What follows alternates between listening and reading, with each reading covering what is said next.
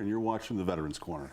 Thank you, Chuck. If you haven't seen the Veterans Corner before, it's a show dedicated to our veterans, their families, and those in the community that support our veterans. Thanks, Monique. We have a part 2 here.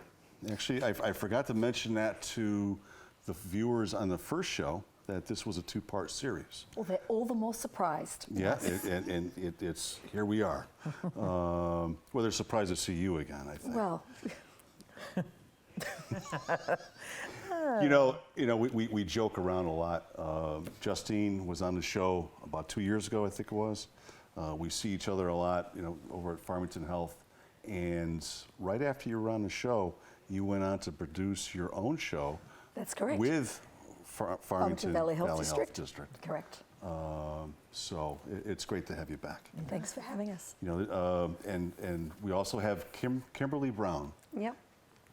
Kimberly or Kim? I like Kim. Kim, welcome to the show. It's great to have you here. Now, Justine is she's got a BSN. Remember? There you go. You can tell the viewers. Remember what it was? No, because Bachelor of Science in Nursing. RN, registered nurse. Okay, all right, you redeemed yourself there. And RGH, that's Resilience Grows Here Director, and founder, right? Or is it co-founder? Founder. And Kim is the RGH committee member, is a RGH committee member, and very impressive Elizabeth Dole Connecticut Fellow. Yep, that's correct. Congratulations on that. And we're going to talk more about that during the course of the show. Awesome. So a lot of times at this point, we like to thank veterans for their service. And it's not just the veterans. It's all those who didn't serve that are out here doing what you're doing for veterans. So on behalf of the viewers, the Veterans Corner, Monique and myself, we want to thank you for everything that you do and your service. Thank you very much. Absolutely. Thank you. So we've got an awful lot of information to tackle on part 2 here.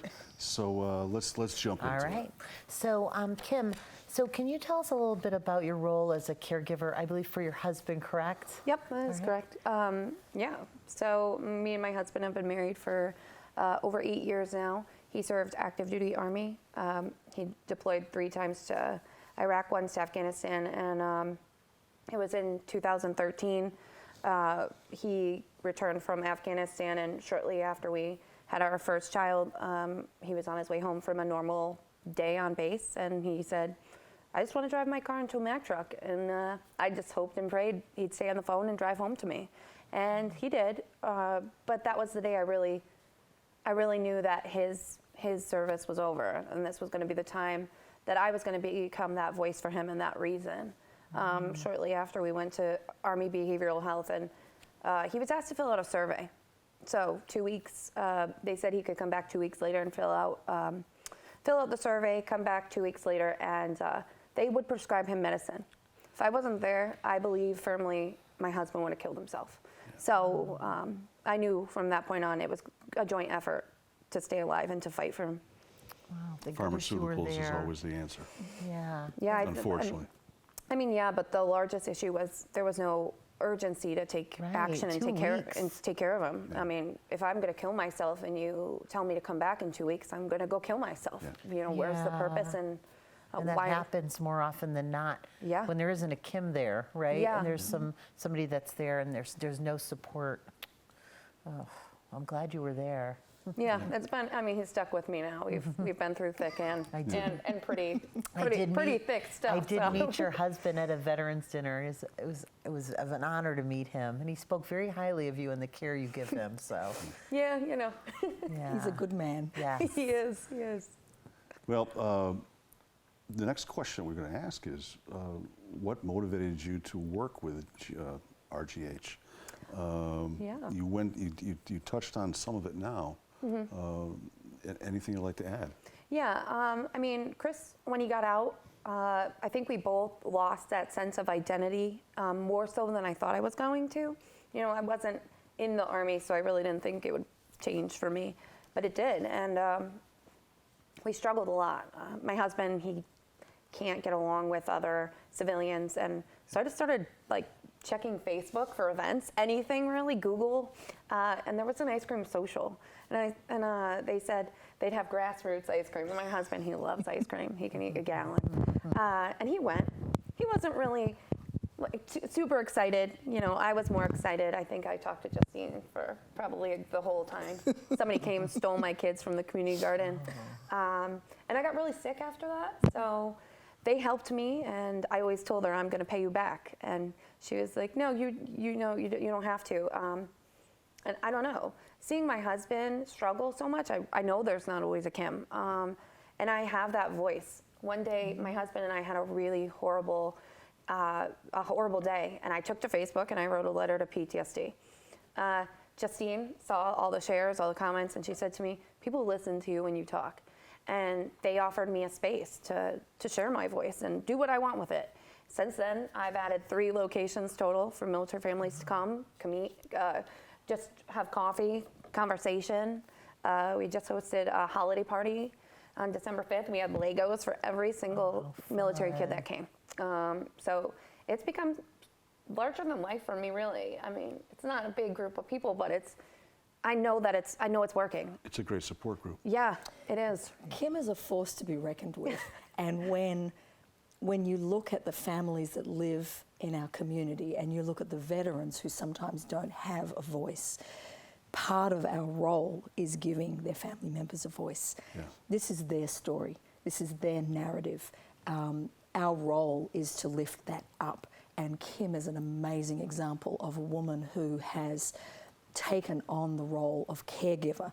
You know, she's a mum, she's a wife, she has her own medical struggles, but she has risen to that occasion and she has superseded all you could ever ask of a caregiver. And she is an amazing example of what a caregiver is, which I think is one of the many reasons she was given the honour of the Elizabeth Dole Fellowship.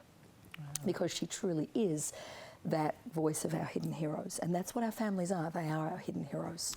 We know, just sitting here listening, I mean, we've taped, and you're always, whenever I say over 130, we've got to be over 135 now. And since I started this back in 2013, it's a lot of shows, a lot of topics, a lot of guests. And you can continue to have, I mean, we can do another 200 shows, 300 shows. I mean, there's so many issues out there that we can talk about. And as you were talking, Kim, I wrote down show on military spouses and families and caregivers. And that's something we are going to try to get in the future, because that's no one talks about the families or the spouses. That's exactly what Elizabeth Dole saw, though.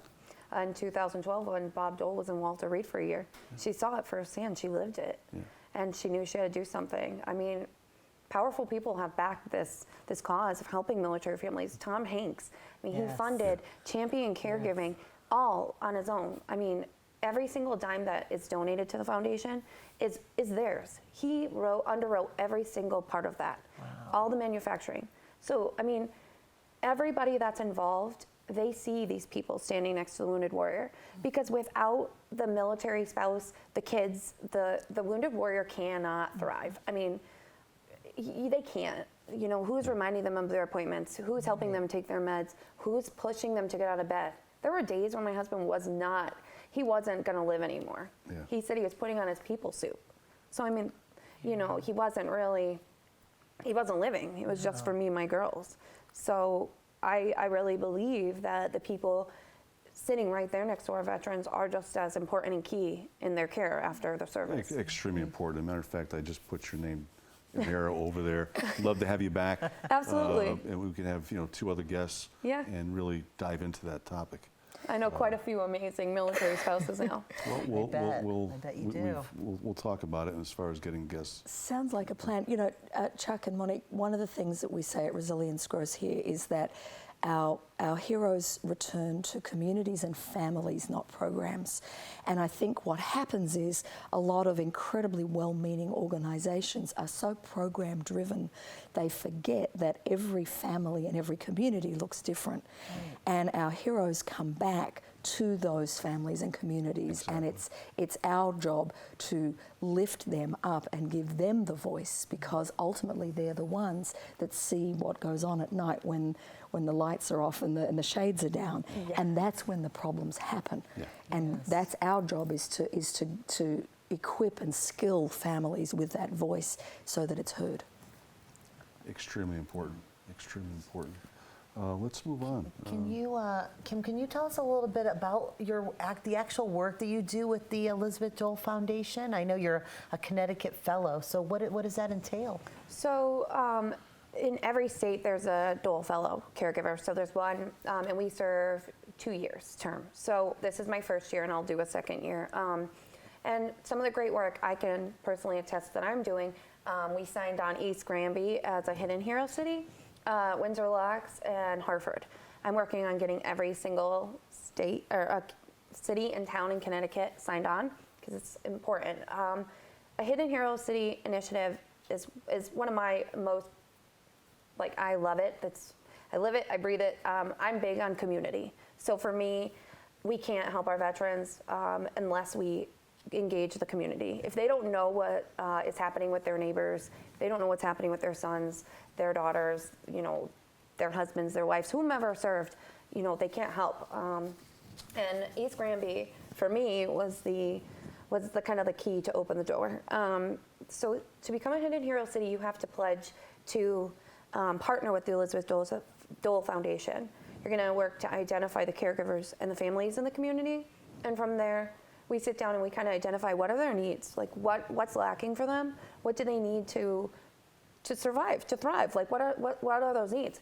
Because the one-size-fits-all approach that we're taking, let's just boldly add these support groups, or let's have this VA is going to offer this or that. How do we know that's going to work for every community? Every demographic, every community is different. Exactly.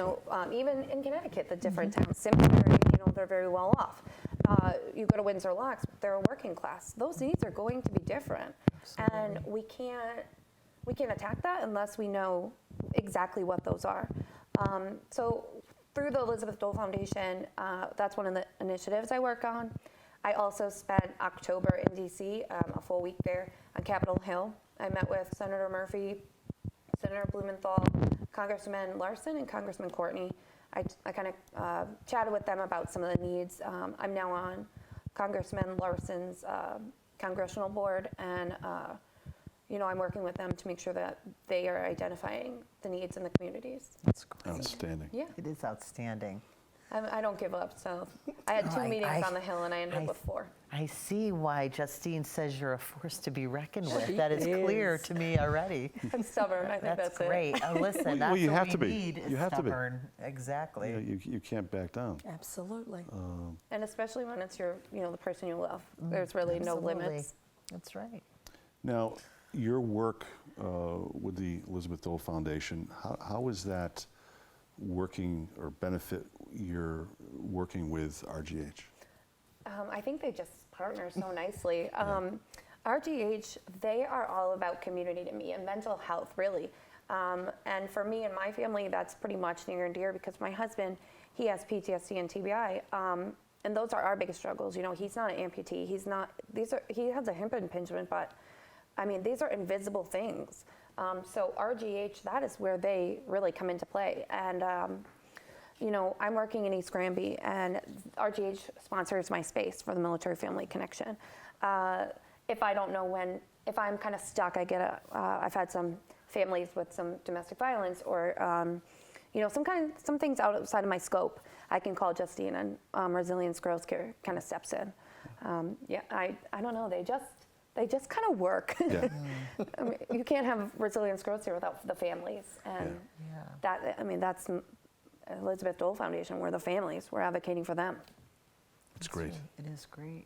I think one of the beautiful synchronicities is, as Kim said, that family is central to the work that we do. And if you think about the 0.5% of the population that actually serve this country, that is magnified by, for each service member, there is a family of, if not 1, 2, 3, 4, 5 people waiting here at home who have to do the heavy lifting. Yeah.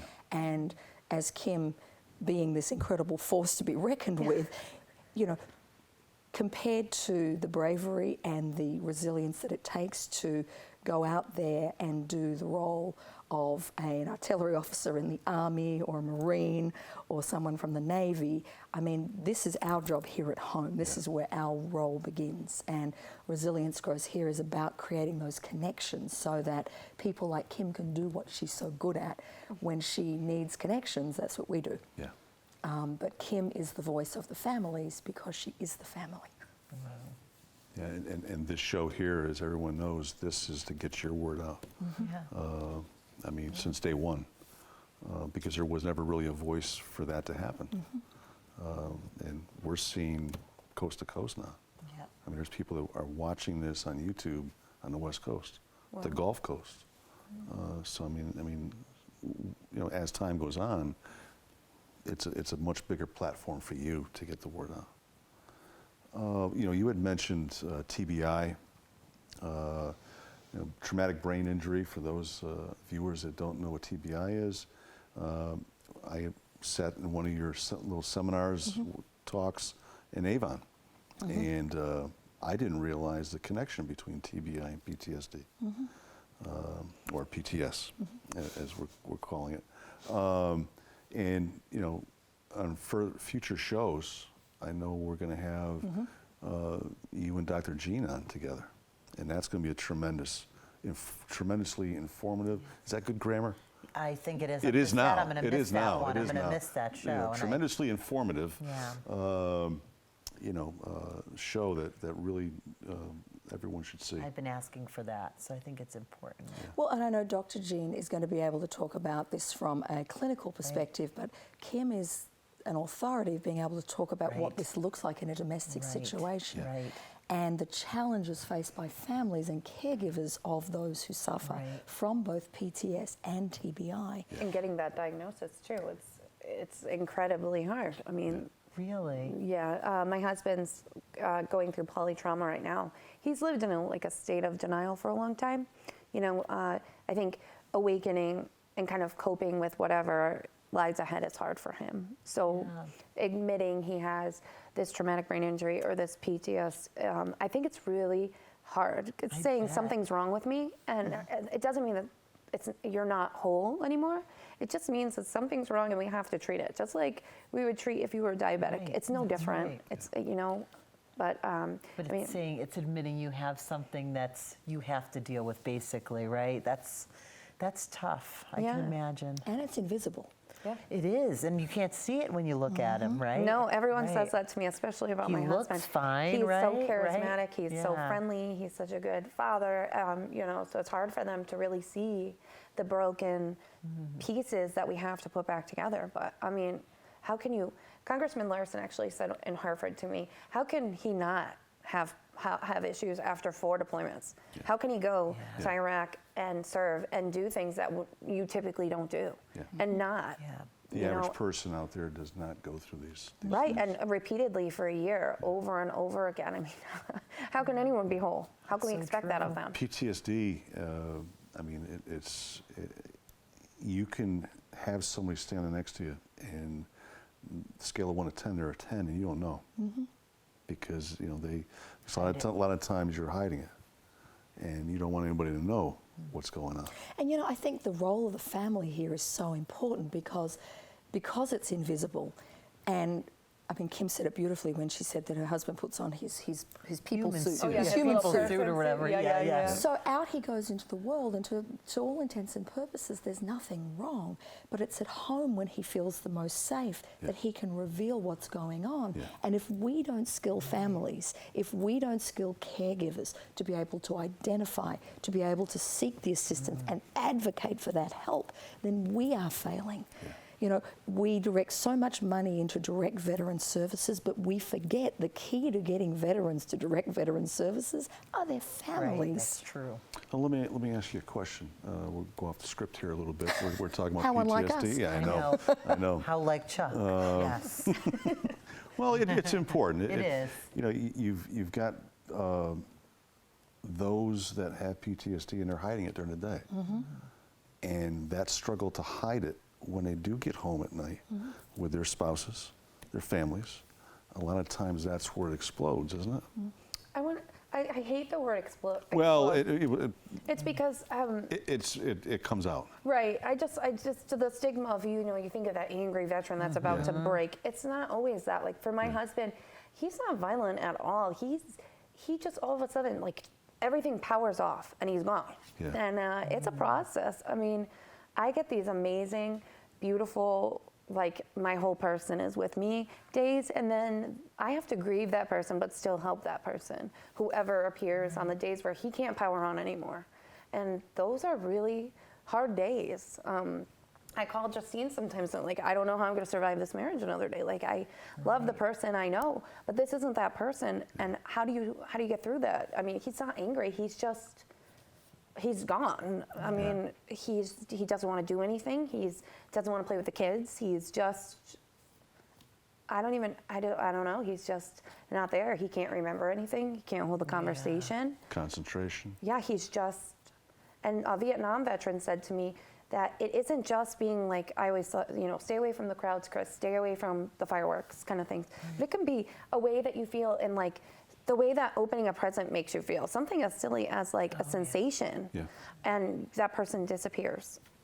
It's not just crowds, it's not just scanning rooms for Could be a threats. trigger, could be anything that you wouldn't expect to be a trigger. Could be the way you feel outside, the way the sun hits you and brings you back. It's just like a learning curve. You have to learn, and you have to know how to cope with it and how to help them. And if we don't know, and if we don't have people to share that with, it's isolating. I bet it is. And I think the work that Kim does with the families and the family support groups, this is why this is so important. And, if there's one thing I can convey as such an important part of Kim's role with RGH and the Elizabeth Dole Foundation is her work with families, because for every Kim, there's another 5 Kims in any given that don't know town. what to do. And just like no one understands a veteran like a veteran, nobody understands a veteran's family like a veteran's family. Exactly. And her ability to support other caregivers and give them a voice and give them a space where it's okay to have a bad day and not know that you can survive this marriage today, because Kim's there to say, well, I'm still here 8 years in. You'll get through this as well. Right. That is so key to providing families with the resources and the recharge that they need to get back out there and help their heroes. And it's just through coffee and How pastries for an hour. Important, though. How very important. One thing for the viewers, for those out there that are first responders, it doesn't have to be combat war veterans. No, we even have merchant Marines wives in our group. People who just, their husbands are gone for 6 months at a time. Police officers, firefighters, EMTs, corrections, I can speak for. Emergency personnel, emergency room personnel, ICU nurses. ICU, Absolutely. ERs. It's not, and a lot of times they're exposed to it a lot more. Funeral directors. Oh, Yeah, the list goes on. It's not just, for combat war veterans, but it's an important topic. I know we got off Can track. we have them back again, Chuck? Absolutely, absolutely. I didn't get through half of my questions, Well, Chuck. actually, we had talked about this. We got less than a minute left. We had talked about this as far as you coming on each rotation now, and I think that's important. And I was talking to Dr. Jean too. I think that's important. And I think, topics we need to Kim cover. is again an amazing voice for the families of our veterans. And we are going to have that topic on this show within, hopefully by the end of the winter. We got about 10 seconds left. I would just like to thank, may I thank the crew? Just thank you, a blanket thank you to our crew. We wouldn't be able to do what we do without you. Yeah, normally we try to name everyone, but we're out of time. With that being said, thank you for being here. We're going to have you back. Thank the viewers for watching. I'm Chuck Wooden. I'm Monique Melanson Hunter. Good night, and we'll see you next time on the Veterans Corner. Thank you.